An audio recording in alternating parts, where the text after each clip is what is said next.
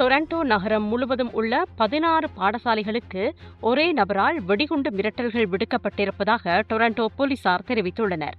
செவ்வாய்க்கிழமை காலை நகரின் பல்வேறு பகுதிகளில் உள்ள 16 பாடசாலைகளுக்கு தொலைபேசி வாயிலாக வெடிகுண்டு மிரட்டல்கள் விடுக்கப்பட்டிருக்கின்றன. இந்த மிரட்டல்களை அடுத்து லெஸ்லிவில் பகுதியில் உள்ள ப்ரூஸ் ஜூனியர் பப்ளிக் ஸ்கூல் மற்றும் ஸ்காபரோ பகுதியில் உள்ள சென்ட் ஆகஸ்டின் செமினரி ஆகியன தற்காலிகமாக மாணவர்களை வெளியேற்றின.